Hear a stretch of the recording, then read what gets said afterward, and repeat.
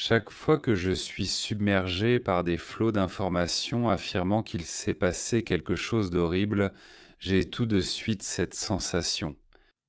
Surtout quand il y en a beaucoup, qu'elles viennent de tous les côtés et, pour ainsi dire, de sources apparemment indépendantes, je commence à sentir au fond de moi qu'on essaie de me tromper. Ou du moins qu'on essaie de me tromper. Voilà le mémorandum. Parlons de ce fameux mémorandum entre les États-Unis et l'Iran qui, ces 2 derniers jours, est devenu, à mon avis, le document le plus discuté dont on ne sait rien. Personne ne savait ce qu'il contenait, jusqu'à présent, n'est-ce pas? Mais tout le monde en parlait et tout le monde le critiquait. Maintenant, il est sorti, enfin, pas encore officiellement, mais il a déjà été lu par un représentant de la Maison-Blanche, un journaliste. Donc on peut dire qu'on sait, disons, à 95%. On sait ce qu'il y a dedans, même s'il pourrait y avoir quelques changements d'ici le 19. Mais néanmoins, parcourons ce document, qui est remarquable justement parce qu'il n'y a rien de remarquable dedans. D'accord, le mémorandum des États-Unis et de l'Iran. Ce qui n'y est pas est plus important que ce qui s'y trouve. Le monde parle de l'accord États-Unis-Iran, mais presque personne n'a vu l'essentiel, le document qu'on va signer en Suisse. Le document n'oblige Israël à absolument rien. Pourquoi la moitié d'Israël crie autant à ce sujet, et au juste à propos de quoi, je ne comprends pas. Mais c'est comme avec le mémorandum de Budapest, que personne n'a lu, mais dont tout le monde a parlé pendant 20 ans. C'était plus simple. Il suffisait de taper Mémorandum de Budapest sur l'ordinateur, il s'affichait dans toutes les langues. Personne ne lit, mais tout le monde en parle et critique. Et puis on dit aussi, vous êtes obligés de nous protéger selon le Mémorandum de Budapest. Mais vous l'avez lu? Non, mais je sais. Bon, d'accord, très bien. Donc le document qui doit être signé en Suisse n'oblige une fois de plus Israël à rien du tout.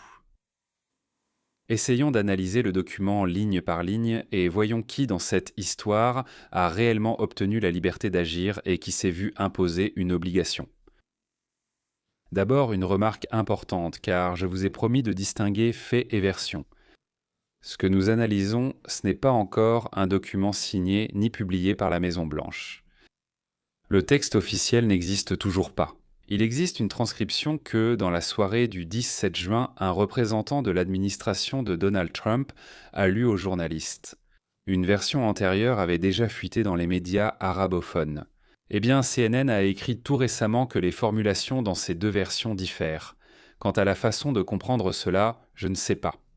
Mais nous allons prendre comme base ce que la Maison-Blanche nous a transmis par un journaliste. D'accord? En résumé. Eh bien, j'ai une hypothèse, juste une hypothèse, pas un fait.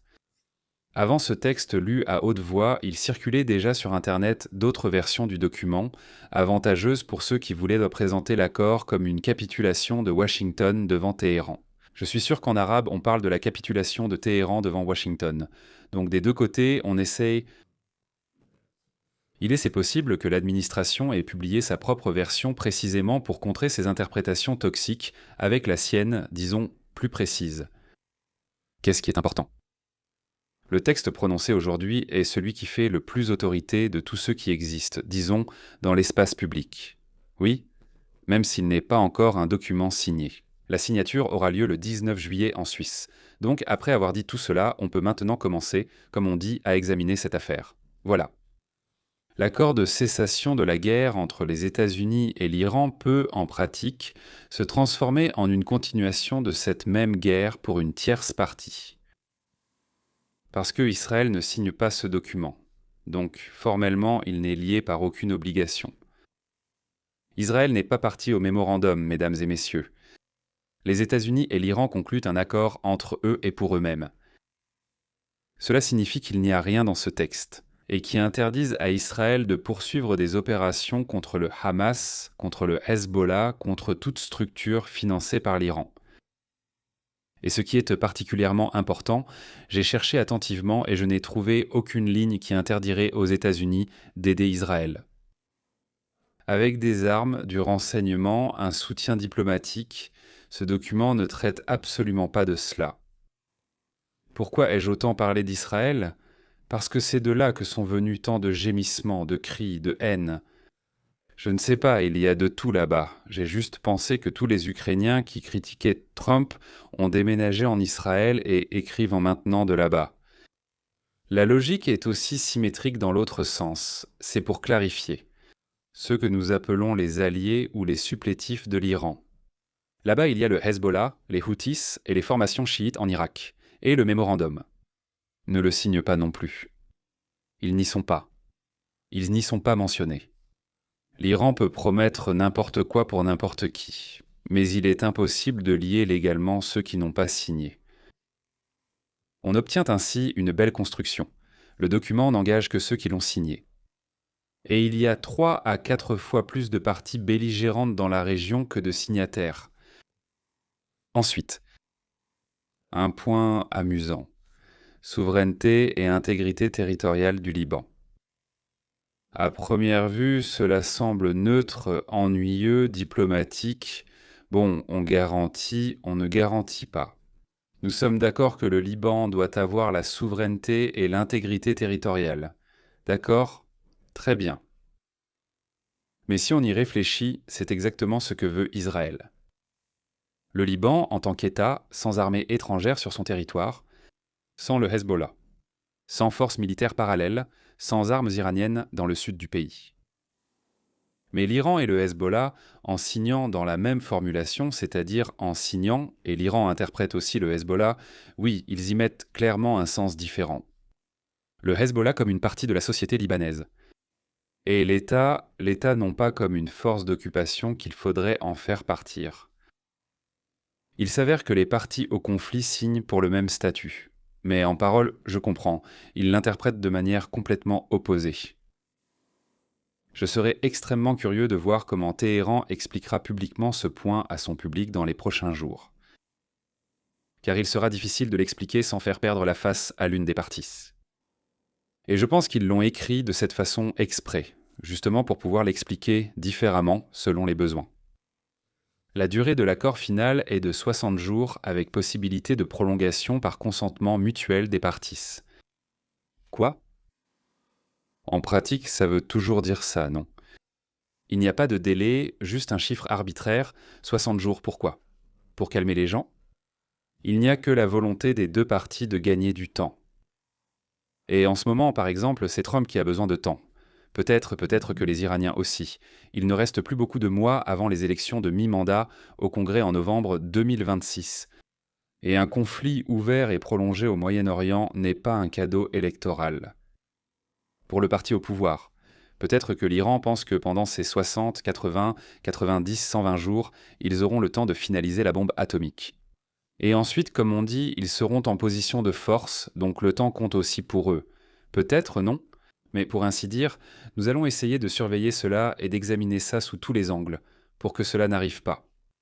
Maintenant, faites attention à la formulation concernant le retrait des troupes. Pas tout de suite.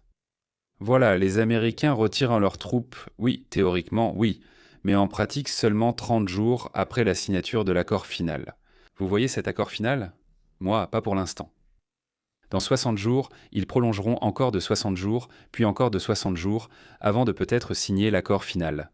Pendant ce temps, les troupes américaines, la flotte et tout le reste, en quantité jugée nécessaire, resteront sur place.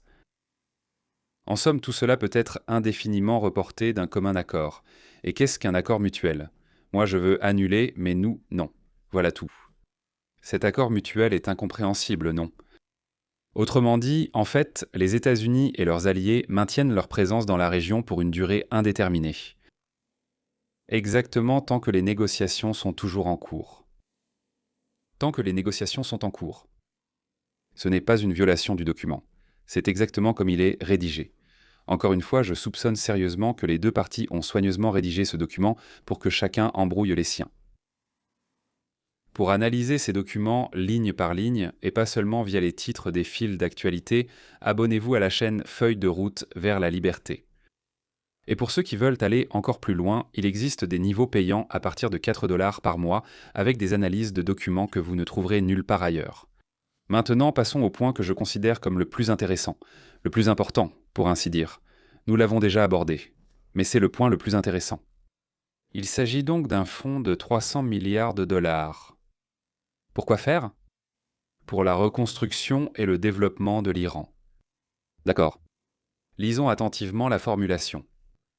Nulle part il n'est écrit que les États-Unis ou les pays du Golfe Persique sont obligés de transférer cet argent quelque part, à quelqu'un. Ce n'est ni une réparation, ni une indemnité de guerre, ni un cadeau à la partie perdante. Alors qu'est-ce que c'est? À la lettre du texte, c'est un mécanisme d'investissement. On y investit selon des conditions qui restent encore à convenir. Et seulement si ces conditions sont avantageuses pour l'investisseur. Il n'est même pas précisé qu'il s'agit de fonds gouvernementaux. La formulation permet un fonds mixte où le capital public et privé du monde entier peut entrer. C'est essentiellement ce que nous proposions de faire en Ukraine. Cela change la nature même des relations avec l'Iran. La nature des relations avec l'Iran. J'essaie de l'expliquer maintenant. Auparavant, à l'intérieur du pays, seuls, disons, on dit les Iraniens, mais en réalité, c'était la direction qui décidait. Ce qui se passait avec l'économie était leur affaire intérieure. Principalement, pour ainsi dire, ils ont une sorte d'économie souterraine, qui dirige pratiquement le corps. Et tout un empire, pour ainsi dire, dans l'empire aussi, c'est le corps qui dirige. C'est-à-dire, eh bien, ils ont construit plusieurs niveaux comme ça, pour d'un côté garder le pouvoir entre leurs mains, et de l'autre côté, pouvoir voler tranquillement. Maintenant, le capital, le grand capital, 300 milliards a son mot à dire sur la façon dont l'économie iranienne est organisée. Pour le commerce, pour la production conjointe, pour que le monde interagisse avec l'Iran. C'est un énorme avantage. Et si les Israéliens veulent investir là-bas, quelqu'un dira non.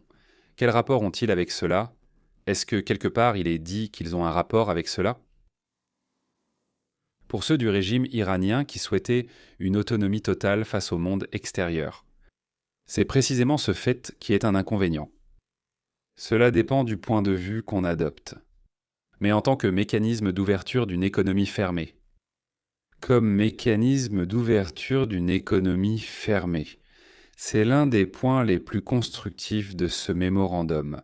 C'est l'un des moyens les plus efficaces de réformer et de restructurer l'économie. Vous comprenez que c'est un énorme marteau qui est entièrement entre les mains des investisseurs. Nulle part il n'est écrit que cela est transmis à l'Iran, même pour une seconde. Si l'Iran commence à faire des siennes, il a plein de pétroliers à sa disposition. Dès qu'ils saisissent quelque chose, leurs pétroliers sont aussitôt saisis là-bas. L'Iran confirme qu'il ne produira jamais d'armes nucléaires. Formidable. La question est de comment cela sera vérifié. Le texte n'y répond absolument pas. Pas du tout. Apparemment, le mécanisme de contrôle est ce qui doit être convenu pendant ces 60 plus 60 jours. Et que se passera-t-il si l'Iran ne respecte pas ses promesses? Là non plus, rien n'est écrit. Principale faille du mémorandum, c'est là que se jouera le débat majeur des 2 prochains mois. Et maintenant, ce qui concerne chacun d'entre nous, mesdames et messieurs. Qui est déjà parti de l'Union soviétique ou de la Russie? Le point concernant le déblocage des avoirs iraniens. Pourquoi cela nous concerne-t-il?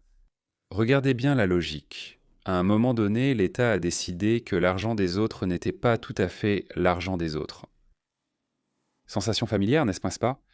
Beaucoup d'entre nous ont grandi dans un système où la propriété du citoyen était une notion relative, dépendant de ce que l'État décidera aujourd'hui. Ils décident de prendre, ils prendront. Ils décident, comme on dit, de gracier ou de faire autre chose. Je veux exécuter ou gracier, n'est-ce pas? Ici, c'est la même logique. Mais à l'inverse, si l'argent de l'Iran était bloqué, normalement cela aurait dû passer par un tribunal international. Les États-Unis prouvent le préjudice. L'Iran, pour ainsi dire, soit a vraiment fait quelque chose, il est condamné et paie, soit il prouve qu'il n'y a pas eu de préjudice, et alors le blocage est levé. Dans le texte du mémorandum, cela n'existe pas du tout. Zéro. Les avoirs sont simplement débloqués au fur et à mesure des négociations. C'est-à-dire, sans décision de justice, c'est fermé. Sans décision de justice, c'est ouvert. Sans reconnaissance de culpabilité. Sans explication. Sur quelle base cet argent a-t-il été gelé au départ? Parce que l'Iran faisait quelque chose qui ne nous plaisait pas, n'est-ce pas? Et maintenant, les États-Unis vont faire quelque chose qui ne plaira pas à l'Iran. Refus. Et c'est là qu'apparaît une possibilité désagréable et symétrique. Si l'on peut geler de l'argent sans procès, simplement parce qu'on n'aime pas quelque chose, quelle garantie avons-nous que l'Iran n'appliquera pas la même logique aux mêmes 300 milliards d'investissements? Lorsqu'ils seront là-bas, ils diront « Nous n'aimons pas ce que vous faites, ça ne nous plaît pas, vous volez mal vers la Lune. » Et il ne les rendra pas. Il prendra l'argent. Bien sûr, personne ne fera la guerre pour cet argent. Ce n'est ni un territoire, ni une question de souveraineté. Mais ils vont déjà commencer, sur décision de justice ou même sans, à arrêter leurs navires avec leur pétrole, comme je l'ai dit, n'est-ce pas? Donc en réalité, quand on est la partie faible, il faut être fort ou s'allier au fort. Le côté faible cède toujours ou presque toujours face au côté fort. Même si l'on met de côté la question juridique de savoir à qui appartenaient initialement les avoirs gelés, l'argent va de toute façon dans le fond progressivement, sans calendrier précis. C'est-à-dire, on donne 1 milliard et on observe ce qui se passe. C'est quelque chose que tous ceux qui liront le titre sur les 300 milliards pour l'Iran que l'Amérique leur offrirait devraient pas garder à l'esprit. Ni l'Amérique n'offre rien, ni il ne s'agit de 300 milliards. Si vous voulez recevoir ce genre d'analyse de documents, des analyses de documents dès le lendemain de la nouvelle et non une semaine plus tard dans le résumé des agences, téléchargez le livre gratuit via le lien sous la vidéo.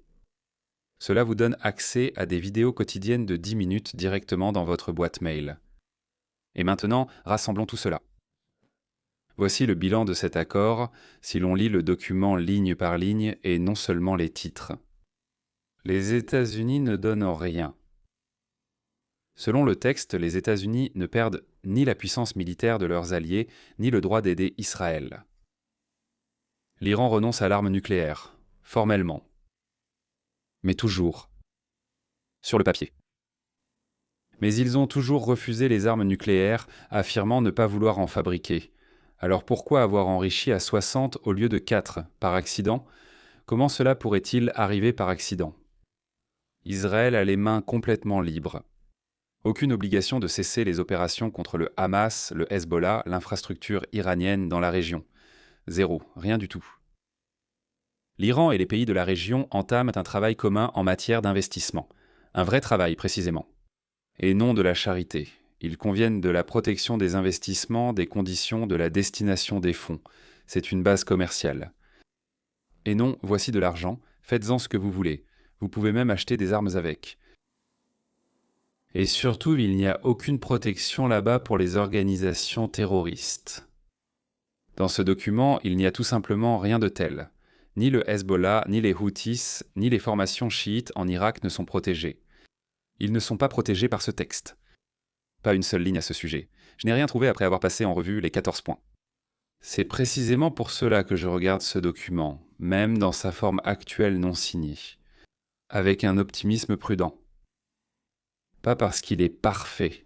Il est plein de trous comme un filet pour attraper, je ne sais pas, des dauphins. Et il y a beaucoup de trous, notamment en ce qui concerne le contrôle du programme nucléaire et dans le sort des actifs. Mais l'architecture de base de l'accord n'est pas fondée sur la capitulation. Dans n'importe quel pays, mais sur la séparation.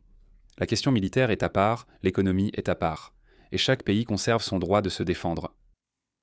Ce n'est pas un monde idéal, mais c'est un modèle qui fonctionne, dans lequel la liberté d'action n'est pas annulée par des papiers, et c'est exactement cela. C'est précisément à cela que notre chaîne est consacrée. Mesdames et messieurs, à bientôt. On se reverra certainement, dans la prochaine vidéo. Mais pour l'instant, si vous voulez, vous pouvez aller voir par vous-même. À présent, examinez ces 14 points avec un regard neuf. Et virtuellement cracher au visage de celui qui dit quelque chose à propos de quelqu'un qui aurait trahi quelqu'un. Et maintenant, c'est tout. Fin. C'est peut-être la fin, le début ou le milieu, qui sait. Au revoir. Sur ce, mesdames et messieurs, nous vous disons adieu.